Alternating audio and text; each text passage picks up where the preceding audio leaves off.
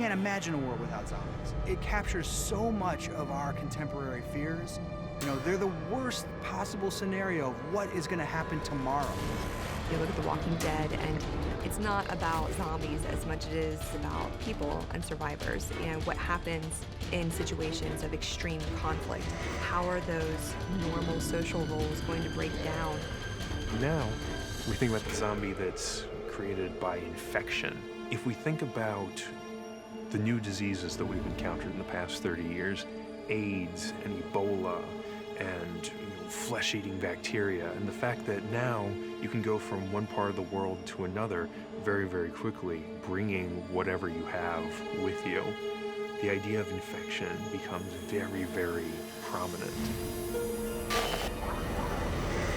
Our modern pop culture, we talk about zombies, but the real zombies are the ones from the Haitian beliefs, voodoo or voodoo beliefs of a person who was either raised from the dead or enslaved using a combination of chemistry and sorcery.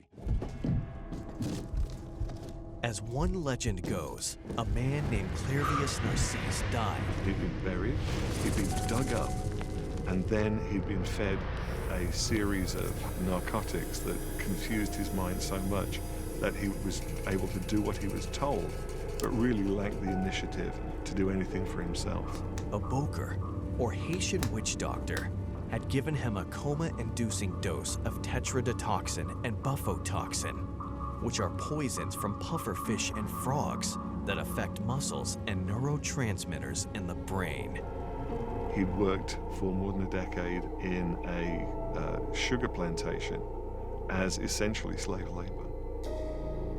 It wasn't until 18 years later that Narcisse stumbled into the Lestaire marketplace in Haiti with a heavy gait and vacant stare.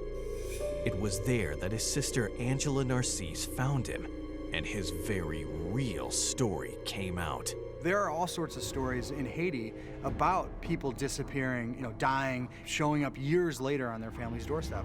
These stories come up, every 10, 15 years, and they're confirmed. They're not made up. The voodoo zombie is frightening because we know that the chemistry for it actually works.